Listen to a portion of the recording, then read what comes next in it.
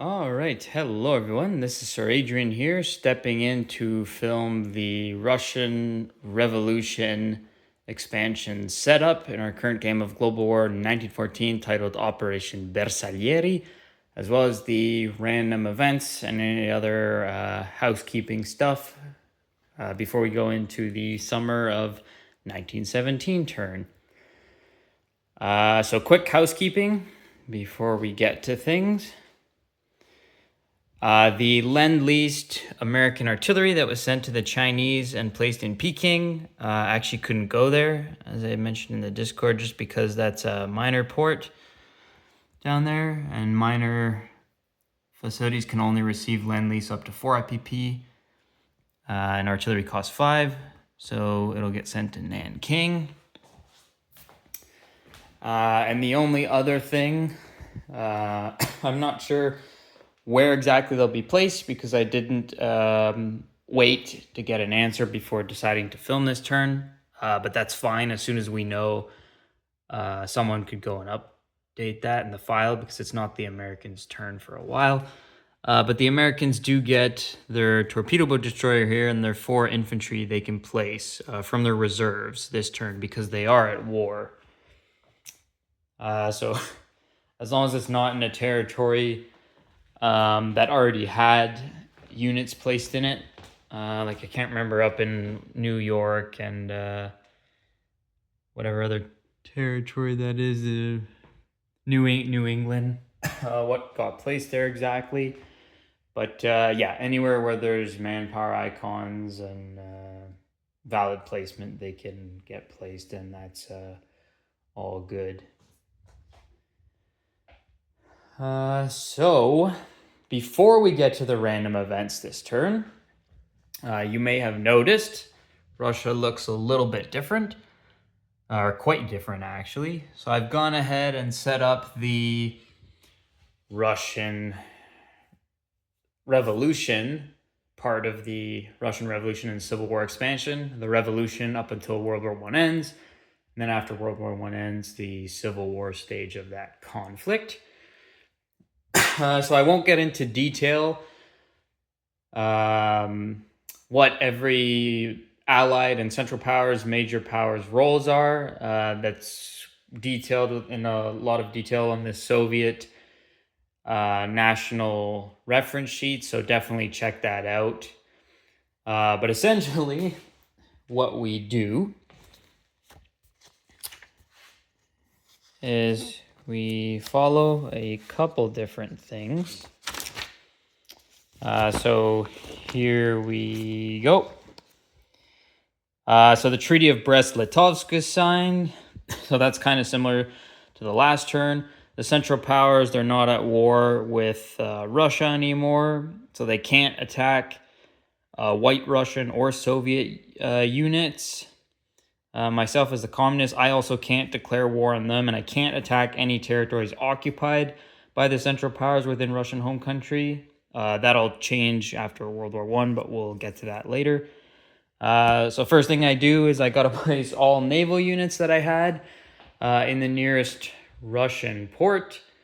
I might ask about that as well because it says nearest Russian port, but then on the reference sheet for the Soviets, it says that any units in the Black Sea, well,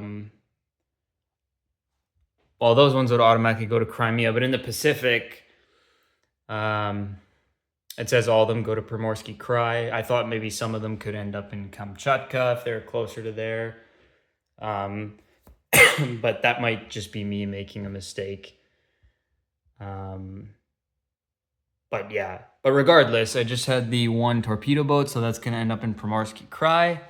And it's white. We'll get back to that in a second, but essentially that's going to end up being a white Russian torpedo boat destroyer. So that's done. So the Central Powers have to continue to occupy each, excuse me, still getting over a bit of a cold, occupy each territory with their major powers roundel with at least 1 land unit for the remainder of World War I. They've mostly done that. There's only a couple spaces, like the Ottomans have to move a unit into Turkmenistan, as well as Orenburg, Kalmytsk, and Kalmitskaya, and I think that's it for them. So that could be through purchases or railing stuff or what have you, but that's got to be done this following turn, all of that. And I think the Germans should be okay. Yep, they're fine, and the Austro-Hungarians as well are fine. So it's really just the Ottomans for those territories that have to do that. Everything else can be either left there if you want, but makes more sense if it's needed elsewhere to move it out of Russia. So they're going to continue to draw IPP from that territory, even if it's also occupied by an independent minor power, i.e. the Ukrainians, Poles, or Finns, or White Russian units from the Russian Civil War setup table. I'm no longer part of the Allies. Yeah, we don't have to read through all that. We can skip that. We can skip a lot of this because that doesn't concern the setup. So this does. So Japan was allied, so we have to relocate all their units in Russian home country to the nearest Japanese starting territory. So Japan in Petrograd up there had 3 infantry along with an artillery. So they had to relocate. So the closest Japanese territory would be North Sakhalin. They got that through a random event. It used to be a Russian territory. So 2 of their infantry and the artillery will go there. But we also have to place 1 Japanese unit in Primorsky Krai. So out of those, it says to use ones that are already in Russia. So we place that there. So that's good for the Japanese. Next, I have to give all my IPP to Germany. So I had 13.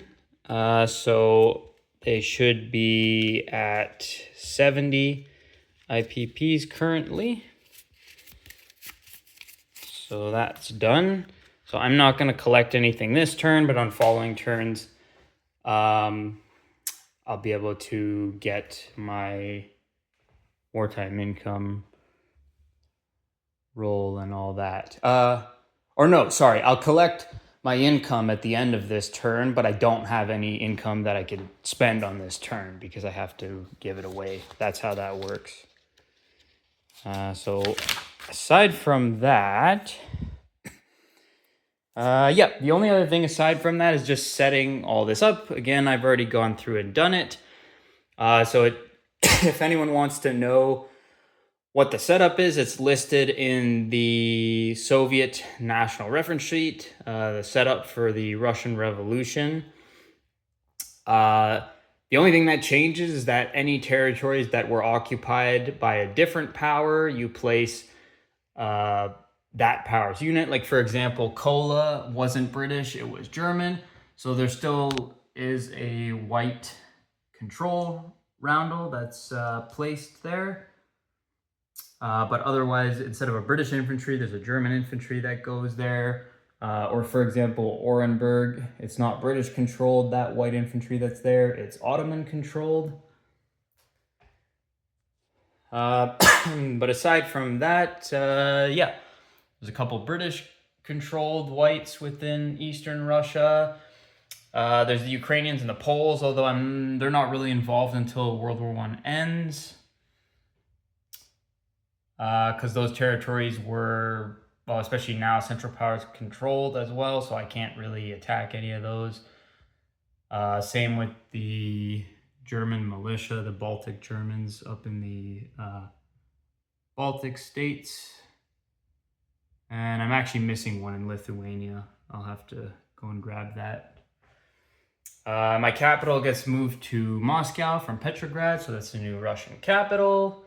The Finns are set up. So everything's set up and good to go. Again, won't get into any of the specifics on the rules, like what the Germans can do with the Poles and the Austrians with the Ukrainians and the everybody with the whites and the Germans with the Finns in that. You guys can go ahead and read that. But that's all good to go and set up. So the only time this will change again is at the end of World War I. There'll be a couple small changes once again, but otherwise good to go. And the only other thing that we do is all the Russian units I had on the board, I collected them all. You add them all up, divide them by 2, any fractions you round up. That tells me, as the Soviet player, how many units I'm going to be getting in the revolution stage of the game to start out with. And there's a bare minimum. So for example, the militia, I didn't have all that many, so I get the bare minimum of 6. Fighter, I didn't have any, but I get a bare minimum of 1. An armored train, I didn't have any, but I get a bare minimum of 1. The artillery, I get the bare minimum of 3. You don't get any tanks, but I had purchased one, so I get to keep that. I didn't have any Cossacks, but I get 2 of those. Didn't have any cavalry, but I get 3 of those. And infantry, the bare minimum is 14, but I had quite a few of them, enough where I was able to get an extra 3.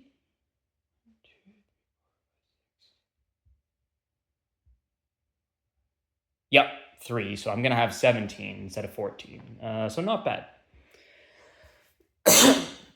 So now I get to place these wherever I want within Russian starting home country that is not possessed by that's either not a white territory or an allied possessed territory, which in some cases could happen, or a Central Powers possessed or controlled territory.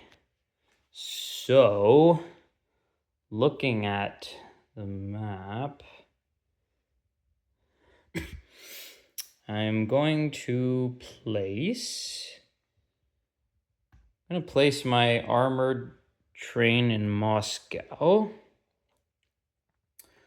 I'll place in Karyala 1, 2, 2 cavalry. We'll place 3 cavalry actually. Then my 3 artillery units, I'll place those over here as well. Oops, there you go. Over here as well in Karyala. And eventually I'd like enough roundels to replace these, but you could just assume, again, if it doesn't have any of the other roundels and it's just the Imperial standard or symbol, that it's a Soviet territory. So again, yeah, place my 3 artillery, my 3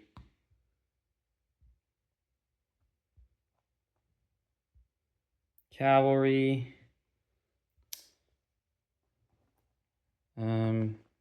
Actually, no, we'll sub 2 of those out. We'll place my 2 Cossacks there instead. And I'll place a plane here as well. And then we'll place 2 more infantry units.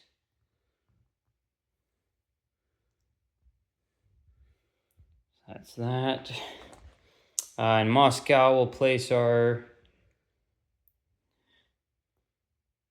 2 cavalry. I'll place our tank in Moscow. We'll place some infantry units down in Armenia. Start with, we'll start with 4. Place 4 down in Armenia. We'll place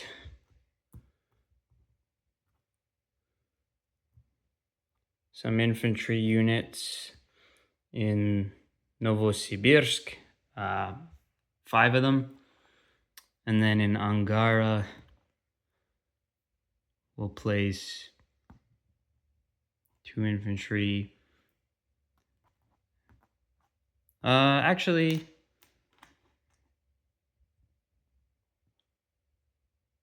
yeah, I think that's fine. We'll place. Hmm. No, we'll take one of the ones we in Novosibirsk. We'll take that away, and we'll place two in Angara, and we'll place two in Yakutsk as well, and then maybe one in Amur.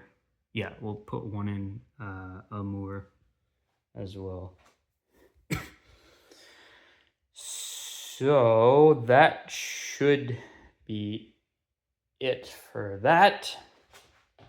And on the IPP tracking chart, replace that. And on the tech chart as well, the Soviets keep the same tech, but that's all been replaced. So again, that's it for that for now. I don't think there's anything else. I can remove the damage markers from the convoy rating, because that's all finished.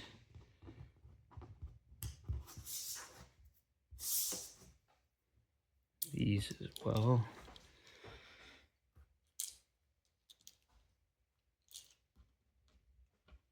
And now we can, yeah, we're good to go for that conflict.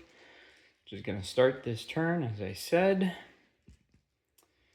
And then we can go for the random events. Oh, sorry, before that, we have Greece would have aligned this turn. They already aligned though this past turn to the British, or last turn to the British, however, already, because the Austrians attacked the Greeks, declared war on them. And it's not listed on the chart, on the diplomacy chart, but the strict neutral Siam aligns to the Japanese this turn. So the Japanese get a militia there, and they go up one IPP, which I've already updated from 7 to 8. And Chinese entry, we don't have to worry about because China joined the Allies a long time ago. So then, now we can do the random events. So we'll start with summer 1917 East. So 2. So American obstinance. So the USA may not engage in land combat in Europe until it has at least 8 land and or air units in the same land zone. After that, they may make attacks normally. Implement later if the USA is not at war. And the little history blurb is the American Expeditionary Force refuses to subordinate US forces to British or French generals on the Western Front. So the US is at war. So be guessed going forward. If you plan on attacking in Europe, keep that in mind. And now we can go for the West. So that's a 5. So 5 is Marshal Pétain. So place 3 French infantry in the place units box, advance France 1 stage and improve logistics technology. And the history blurb, Philippe Pétain successfully reestablishes discipline after a series of mutinies by explaining his intentions to the soldiers personally and improving their morale. So France is going to move up. It says 1 stage and improve logistics. So they get that completed. So that's good for them. And they are going to get 3 infantry units in the place units box that they'll get to place this turn. So I'll just do that off camera. So that is it. And now we can hand things off to the Germans. So see you again shortly.